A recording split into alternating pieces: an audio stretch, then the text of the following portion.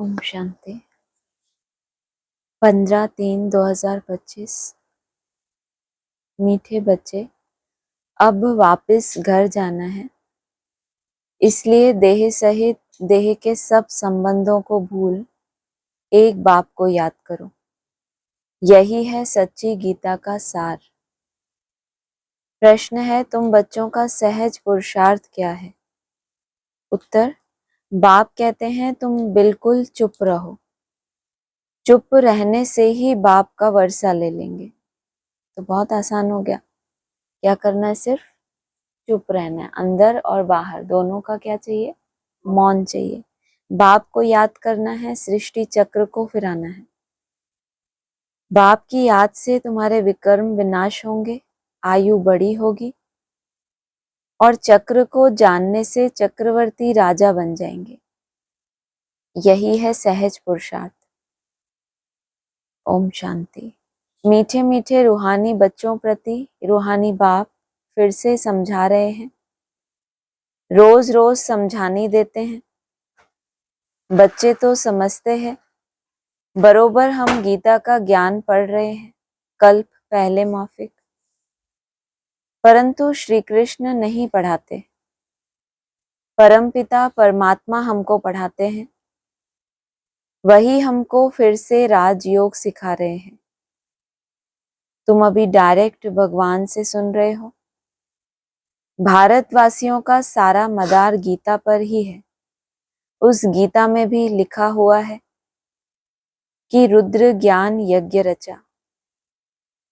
यह यज्ञ भी है तो पाठशाला भी है। दुनिया में कहीं ऐसा होता है कि यज्ञ भी हो और साथ में पाठशाला भी हो? पाठशाला में पढ़ाई होती है और यज्ञ में हवन होता है। तो किस लिए होता है? आहुतियां देने के लिए, कि कुछ ऐसी अशांति होती है, कोई दुख होता है तो स्वाहा करते हैं, कुछ ना कुछ अर्पण करते हैं कि शांति हो जाए। तो पाठशाला भी है, यज्ञ भी है। बाप जब सच्ची गीता आकर सुनाते हैं तो हम सद्गति को पाते हैं। मनुष्य यह नहीं समझते, बाप जो सर्व का सद्गति दाता है उनको ही याद करना है। गीता भल पढ़ते आए हैं, परंतु रचयिता और रचना को ना जानने के कारण नेति नेति करते आए हैं। सच्ची गीता तो सच्चा बाप ही आकर सुनाते हैं। यह है विचार सागर मंथन करने की बातें। जो सर्विस पर होंगे उनका अच्छी रीति ध्यान जाएगा। बाबा ने कहा है, हर चित्र में जरूर लिखा हुआ हो, ज्ञान सागर पतित पावन गीता ज्ञान दाता, परम प्रिय परम पिता परम शिक्षक परम सतगुरु शिव भगवान वाच। यह अक्षर तो जरूर लिखो। जो मनुष्य समझ जाए त्रिमूर्ति शिव परमात्मा ही गीता का भगवान है, ना कि श्री कृष्ण। ओपिनियन भी इस पर लिखाते हैं। हमारी मुख्य है गीता। बाप दिन प्रतिदिन नई नई पॉइंट्स भी देते रहते हैं। ऐसे नहीं आना चाहिए कि आगे क्यों नहीं बाबा ने कहा, ड्रामा में नहीं था। बाबा की मुरली से नई नई पॉइंट्स निकालनी चाहिए। बाबा तो नई नई पॉइंट्स देते हैं, लेकिन बच्चों की बुद्धि में जब मंथन हो तभी तो वो निकालें। लिखते भी हैं, राइज और फॉल हिंदी में कहते हैं भारत का उत्थान और पतन। राइज अर्थात construction of deity dynasty, 100% purity peace prosperity की स्थापना होती है।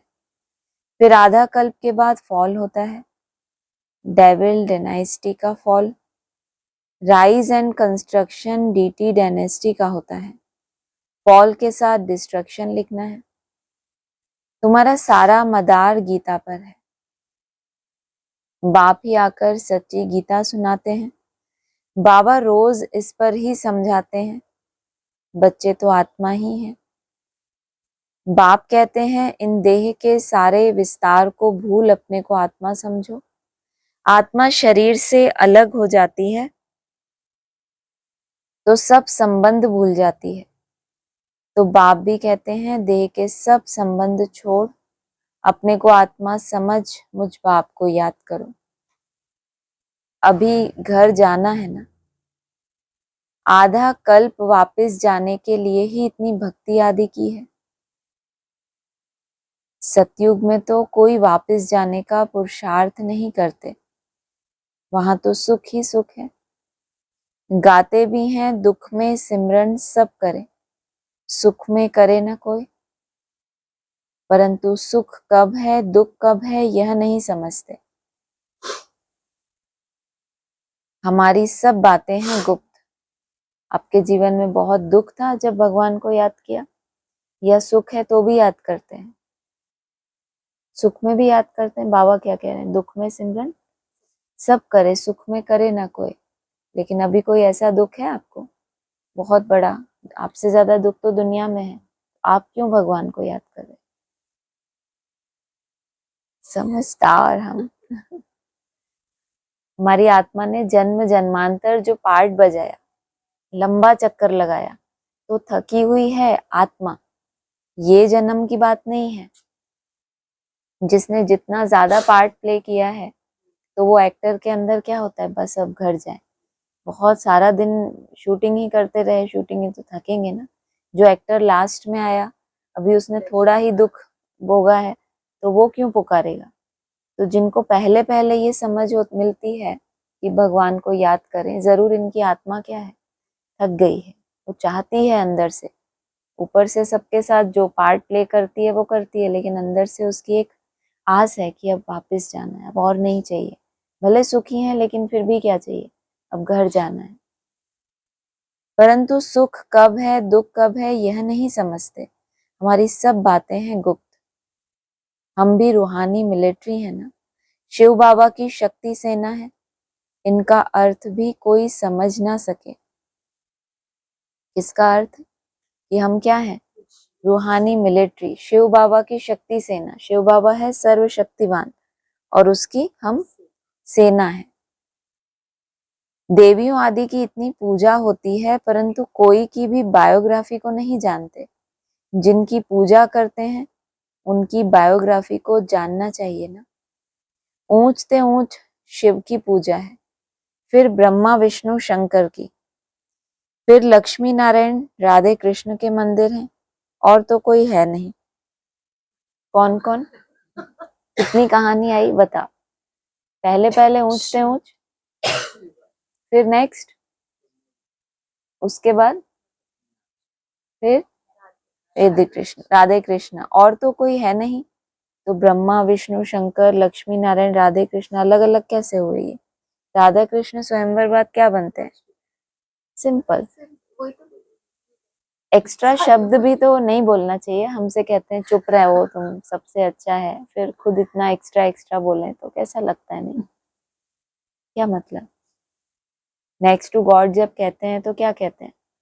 फर्स्ट कृष्ण, भक्ति बने। Next to God is Shankar, फिर नेक्स्ट टू गॉड इज गलत, कृष्ण, फिर नारायण। तो दो नाम आए ना, दो नाम आए, तो इसीलिए बोला next to God is Krishna, फिर नेक्स्ट राम तो बोल नहीं सकते। राम तो 14 कला संपूर्ण है ना, तो वो आत्मा भी तो कभी संपूर्ण 16 कला बनेगी, तो उसको क्या टाइटल देंगे? नारायण कहेंगे। और फिर प्रजापिता, तो ये राधे कृष्ण और लक्ष्मी नारायण। लेकिन उनकी अभी यहाँ बात नहीं करी ना।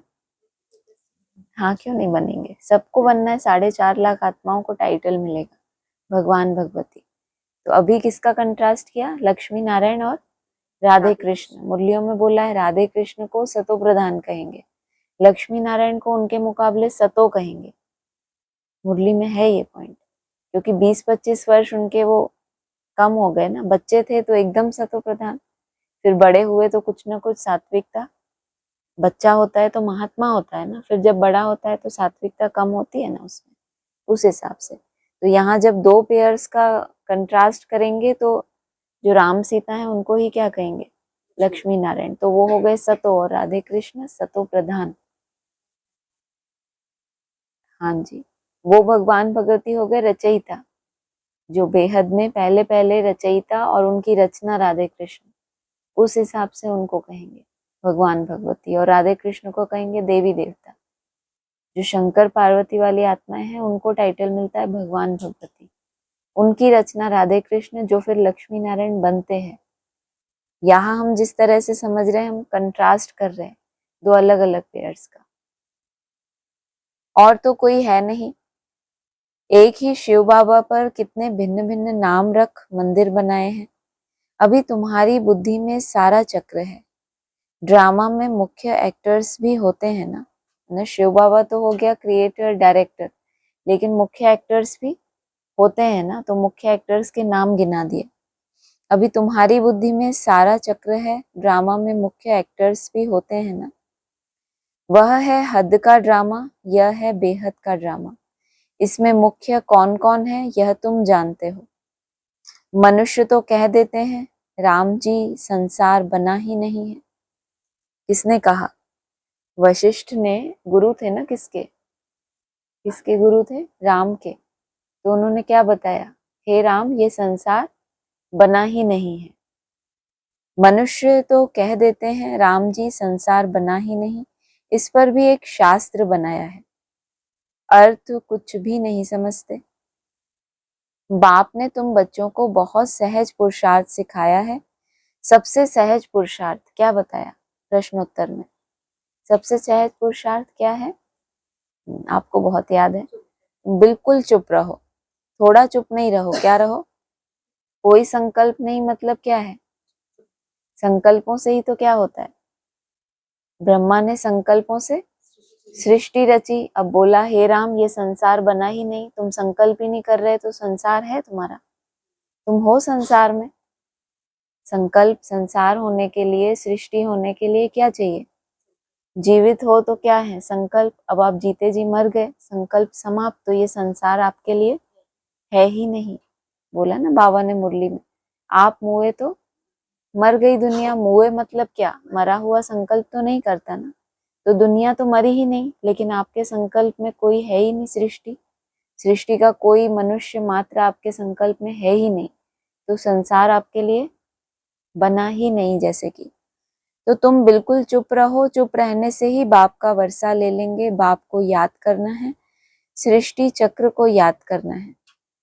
बाप की याद से तुम्हारे विकर्म विनाश होंगे, तुम निरोगी बनेंगे, आयु बड़ी होगी। चक्र को जानने से चक्रवर्ती राजा बनेंगे। कितनी सारी लॉलीपॉप खिलाई। बाप को याद करने से क्या होगा? कुछ नहीं, विकर्म विनाश। फिर और दो खास तो बताए नहीं। हाँ? आयु बड़ी होगी और निरोगी बनेंगे। वो तो जब होगा तब होगा, वर्षा मिलेगा, ये होगा। यहाँ की बात करें ना, प्रैक्टिकल पार्टी वाले, और प्रैक्टिकल की बात ना करें। चक्रवर्ती राजा। हाँ? उन्होंने सबने सोचा एक दो बताना है, ये हम बता देंगे, ये हम बता देंगे, बीच का तो फिर उड़ ही जाता है ना। चक्र को जानने से चक्रवर्ती राजा बनेंगे। अभी हो नर्क के मालिक, फिर स्वर्ग के मालिक बनेंगे। माना नर जो नर्क बन गया उसके भी मालिक, वहां भी बादशाह हो, वहां भी कम नहीं, उसमें भी आगे नर्क बनाने में, और फिर स्वर्ग में भी आगे आगे।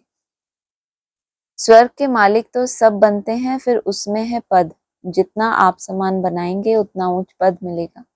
अविनाशी ज्ञान रत्नों का दान ही नहीं करेंगे तो रिटर्न में क्या मिलेगा?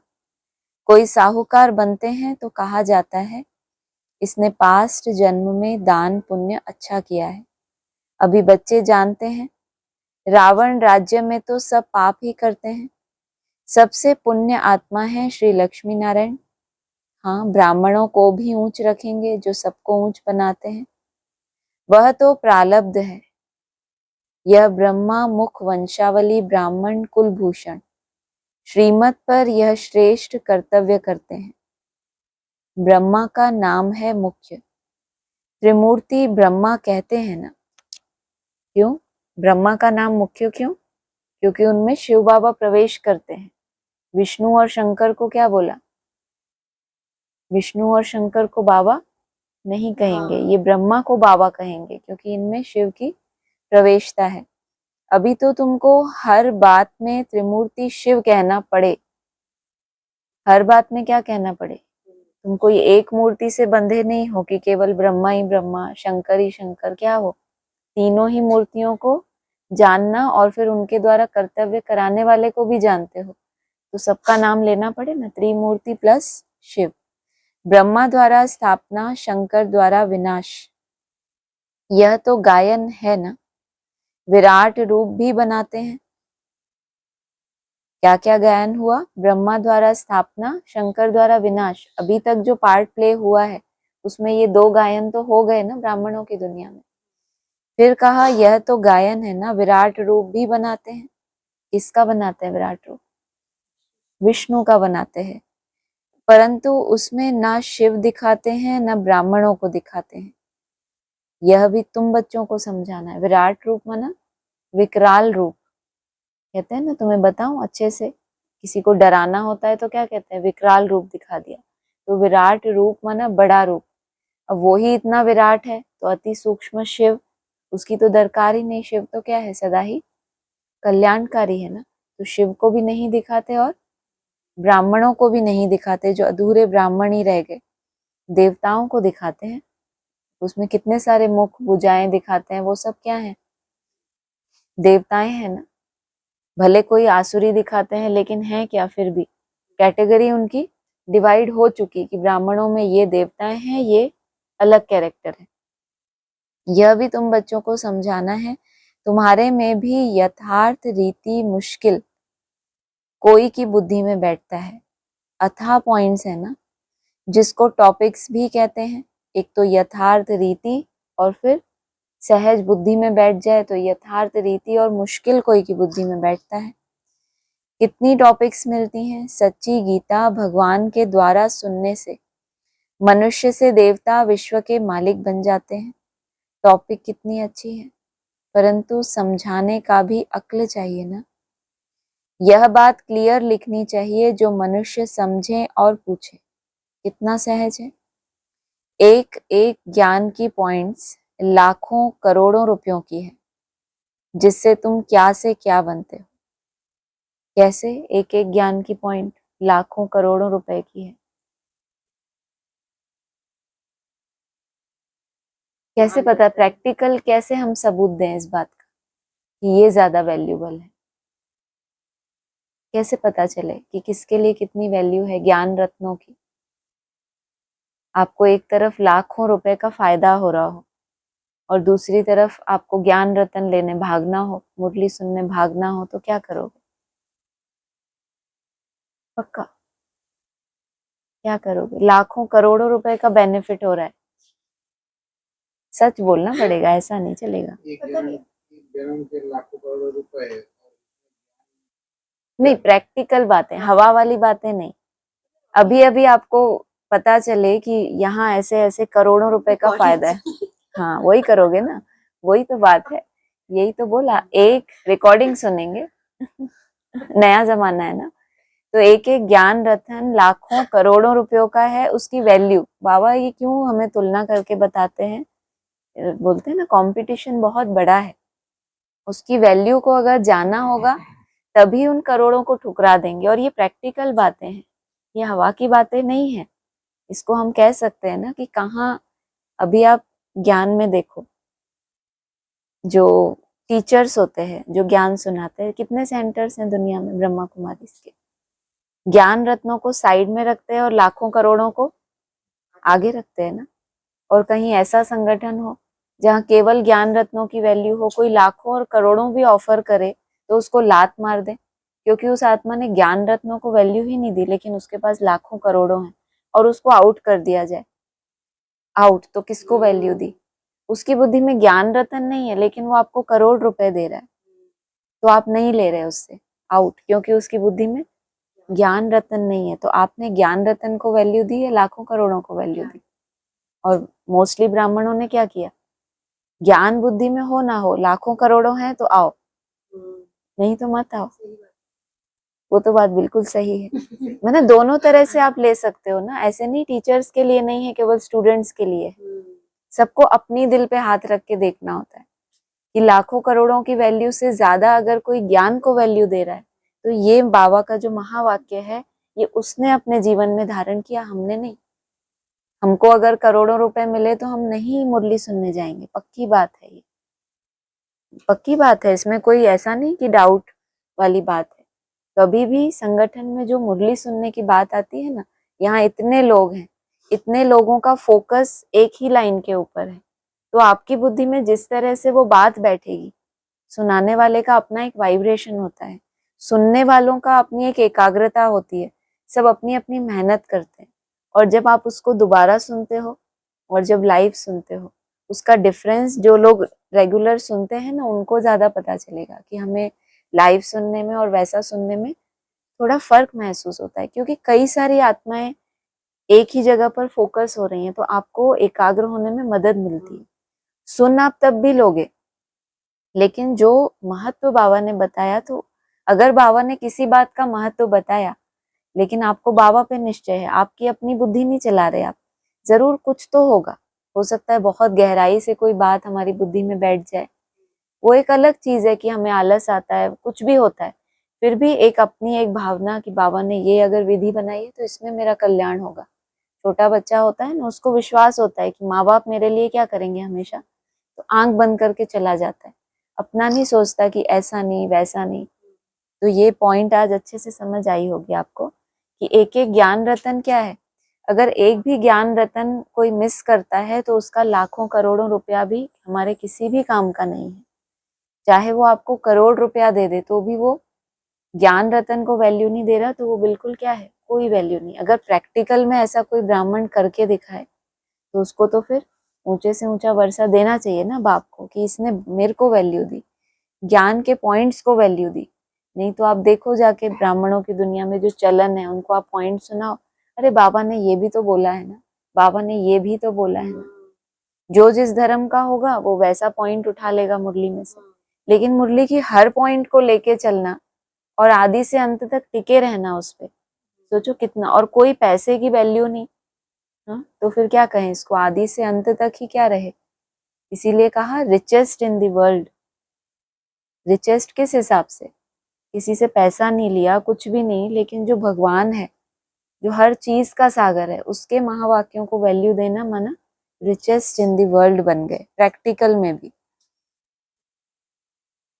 तुम्हारे कदम देखो, एक एक ज्ञान की पॉइंट्स लाखों करोड़ों रुपयों की है, जिससे तुम क्या से क्या बनते हो, क्योंकि तुमने इतना महत्व दिया इसीलिए तुम क्या होते हो।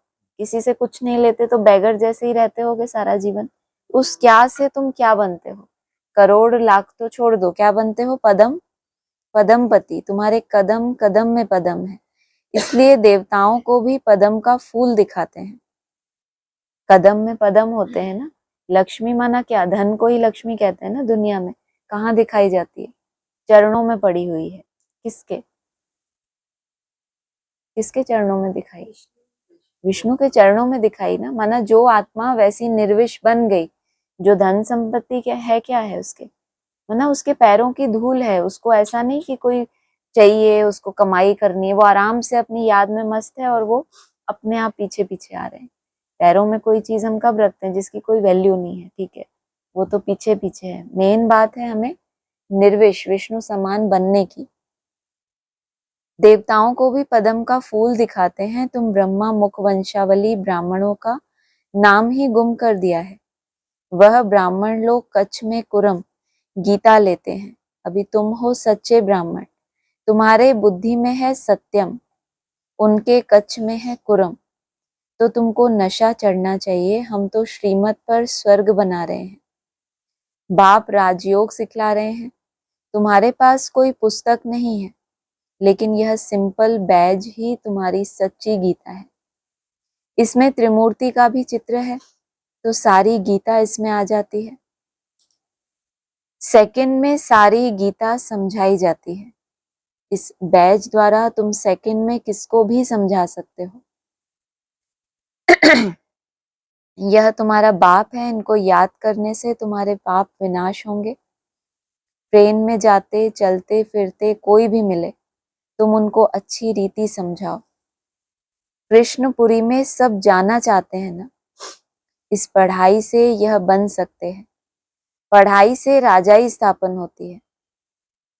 कृष्णपुरी में तो सब जाना चाहते हैं, लेकिन बीच में क्या है? रोड़ा।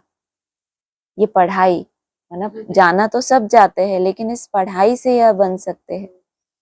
पढ़ाई से राजाई स्थापन होती है, और धर्म स्थापक कोई राजाई नहीं स्थापन करते, केवल क्या स्थापन करते हैं? धर्म स्थापक। उनका नाम ही है धर्म स्थापक। ऐसे देख रहे जिस पता नहीं क्या पूछ लिया। तुम जानते हो हम राजयोग सीखते हैं भविष्य 21 जन्मों के लिए। कितनी अच्छी पढ़ाई है। सिर्फ रोज 1 घंटा पढ़ो बस। वह पढ़ाई तो 4-5 घंटे के लिए होती है, लेकिन सारे दिन में 1 घंटा किसी काम के लिए निकालना मुश्किल होता है? बोलो, सारे दिन में कोई 1 घंटा कोई काम के लिए फिक्स मुश्किल होता है? सोचो, सिर्फ 1 घंटे का ये रेस है कि 1 घंटे की पढ़ाई, उसमें माया विघन डालती है। बोलो, सारा दिन हमारे पास पड़ा है, लेकिन विघन कहाँ आएगा? उस 1 ही घंटे में। वह पढ़ाई तो 4-5 घंटे के लिए होती है, यह 1 घंटा भी बस है। सो भी सवेरे का टाइम ऐसा है जो सबको फ्री है। बाकी कोई बांधेले आदि हैं, सवेरे नहीं आ सकते तो और टाइम रखे हैं। बैज लगा हुआ हो, कहाँ भी जाओ यह पैगाम देते जाओ। अखबारों में तो बैज डाल नहीं सकते, एक तरफ का डाल सकेंगे। मनुष्य ऐसे तो समझ भी नहीं सकेंगे सिवाय समझाने के। है बहुत सहज। यह धंधा तो कोई भी कर सकते हैं। अच्छा, खुद भल याद ना भी करें, दूसरों को याद दिलाएं, वह भी अच्छा है। वह भी अच्छा है, भले करो।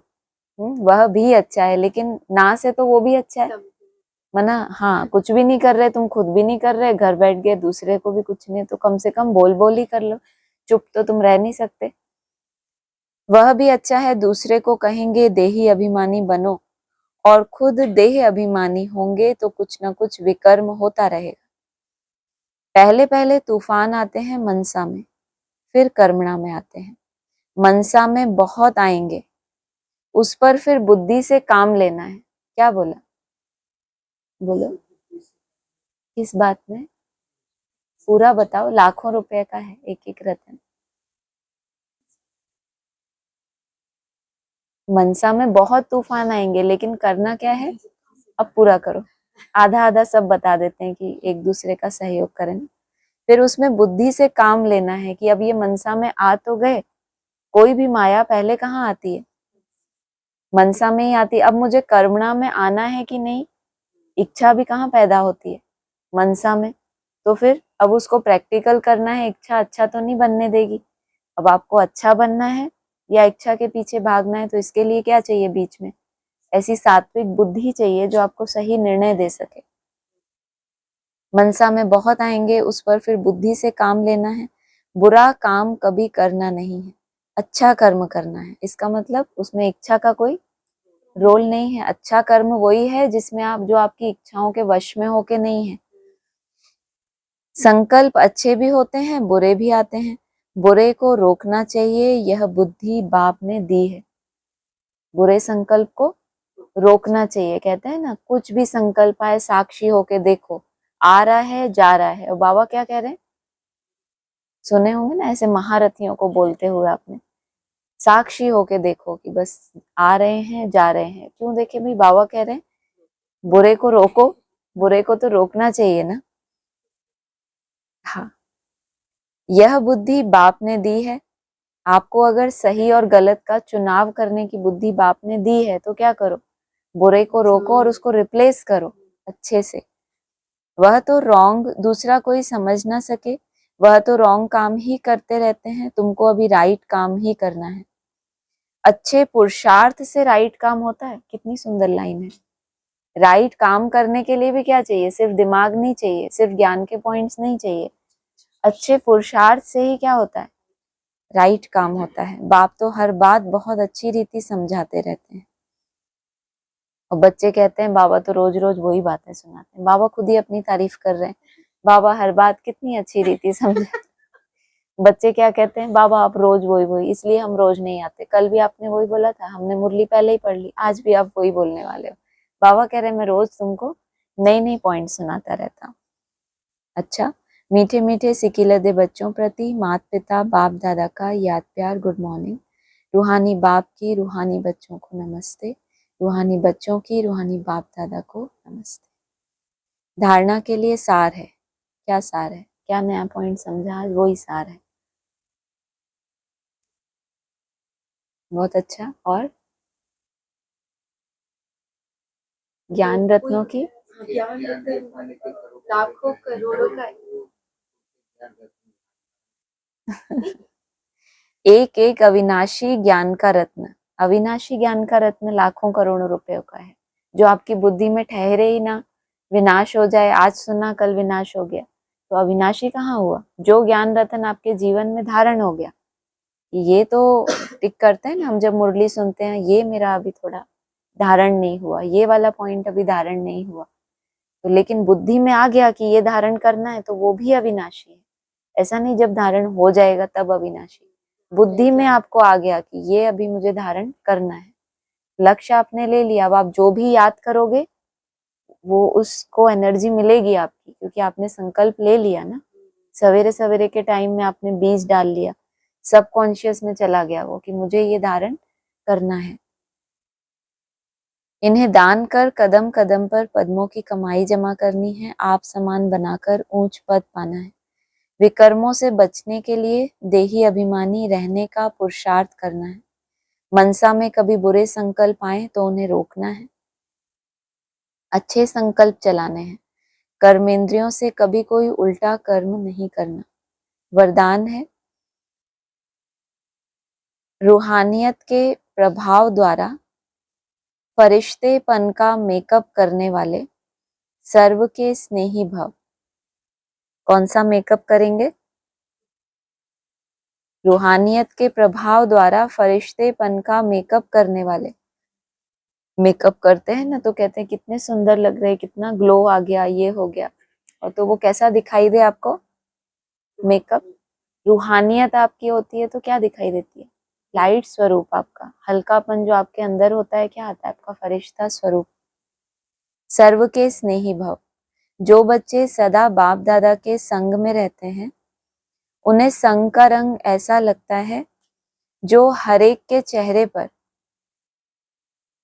जो बच्चे सदा बाप दादा के संग में रहते हैं, उन्हें संग का रंग ऐसा लगता है। किसका संग का रंग? बाप दादा का संग का रंग ऐसा लगता है जो हरेक के चेहरे पर रूहानियत का प्रभाव दिखाई देता है। जिस रूहानियत में रहने से फरिश्तेपन का मेकअप स्वतः हो जाता है। जैसे मेकअप करने के बाद कोई कैसा भी हो लेकिन बदल जाता है, मेकअप करने से सुंदर लगता है। यहाँ भी फरिश्तेपन के मेकअप से चमकने लगेंगे और यह रूहानी मेकअप सर्व का स्नेही बना देगा। वो मेकअप आपको सुंदर बना सकता है लेकिन सर्व का स्नेही नहीं बना सकता। स्लोगन है, ब्रह्मचर्य, योग तथा दिव्य गुणों की धारणा ही वास्तविक पुरुषार्थ है।